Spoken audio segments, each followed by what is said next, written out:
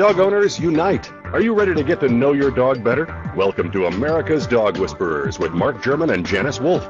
This program will help make your good dog great and your great dog fabulous.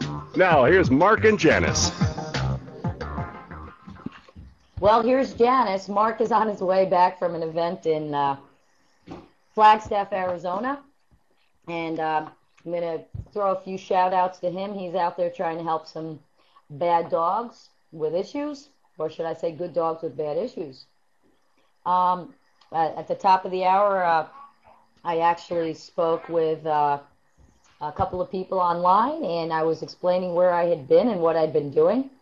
I want to get a shout-out to my Wyatt and my Prince. Galena and I went up to the National Specialty, which is in Lansing, Michigan. And with two dogs who'd never been in the show ring before, Sunday night we taught them a few quick things. Tuesday morning, Prince went second in the country in the regional specialty. I didn't show Wyatt because I only had one set of hands. And then on Tuesday, Prince took second with my good friend Conchetta, who is the most amazing handler in the world, but just a wonderful person. Prince took second in the country. And then on Wednesday, everybody knows Wyatt. I put Wyatt on all the time. And Prince and Wyatt both made the final cut, which I believe was a 6 left after this huge group. And Wyatt pulled second. And I must admit, he did whine a bit. He wanted his mama. He's very mama-fied. But oh well. The moral of the story is, if your dog is stable and your dog has all the things he needs as a dog, and remember, folks, your dog doesn't look anything like you. Even my Ridgebacks that do look like me. Guess what? It's a dog. So for 500,000 years of evolution, dogs were dogs. And for a few hundred years of evolution, which is really, read that as us breeding them and changing them, they became domesticated dogs. So, when dogs need the same things as wolves, it makes you start to think. A dog with an issue is a symptom. So when you have a problem in your life, when you lose your job, you lose a person who's close to you, someone moves away, another dog passes away, you get financial stresses. Whatever happens in your life, your energy affects your dog's behavior. So what winds up happening is your dog changes, and we blame the dogs. Isn't that true? We always blame our dogs. Oh, I don't understand. He doesn't get it. He's upset. He's, mad at me. If I had a nickel for everybody who said, oh, my dog is mad at me, or things like that, or my dog is upset. Dogs don't get upset. You're thinking like a human. Dogs think and act in increments of 10 seconds.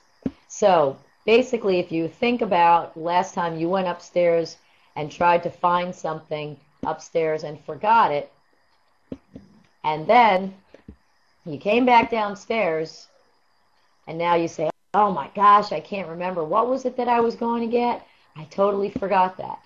You know what? That is exactly how your dog thinks. So the problem is that you guys are thinking like humans, and hopefully today you're going to start thinking like a dog. So I want to talk about a few things other than the fact that Wyatt is adorable and wonderful. I want to talk about a few things. At the show, and we were in a hotel, there were a lot of dogs. There were quite a few aggressive dogs, which amazed me because usually the Ridgebacks are pretty good. But because there were some issues with some of these dogs, it's really important that people understand that in order to fix the dog, we have to fix the human, teach the human. I will be right there in one moment. I just have to grab one of the dogs has something. I'll be right. Yeah, that sounds like there's a fight going on. There's a fight going on between two of the dogs there, and it's got to be broken up. Okay, did you separate them, Janice? No, it's not that they're fighting. they're playing, and when Ridgebacks play and the one is on his back, Wyatt is on his back, and Brandy and Wyatt are playing with the toy, they roo-roo, it's not a fight at all, but they chat, they talk with each other, and I didn't want that to interrupt the show. So, if they chat, better get him a couple of nicks on Paltalk.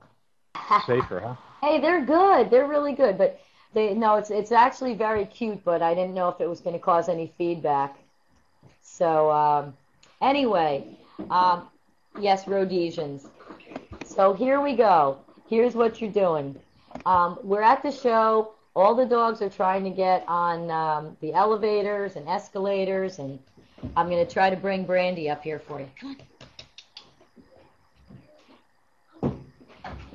Okay, here you go. Here's a puppy.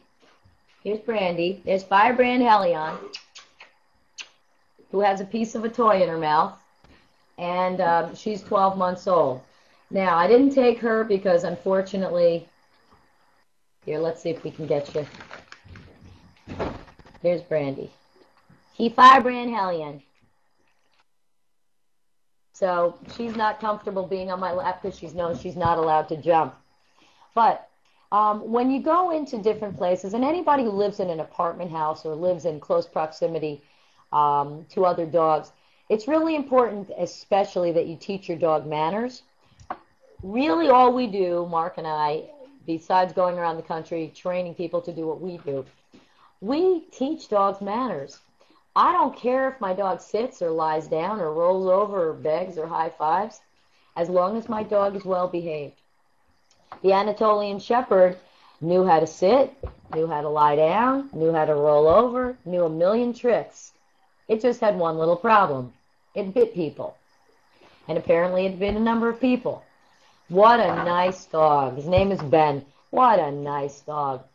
If I hadn't come, and helped them at the house today, that dog very well might have been a big problem, and it might have gotten a third bite. The poor people already have a lawsuit because of it. This is the stuff that we need to discuss. Everybody knows somebody with a dog. Everybody knows somebody who has a dog with issues. Tell them about us, because even if we can't get there, we can help them on the phone. So let's get out there and help us help more dogs. All right. So when you have dogs in close proximity to others, whether it's in an apartment house or you're on a bus, or, yes, some people take dogs on buses, it's especially important for dogs to understand that they're following us. Mark and I always joke about the fact that the best behaved dogs, not best trained, but the best behaved dogs on the face of the earth are homeless people's dogs, because dogs are a roaming species. Dogs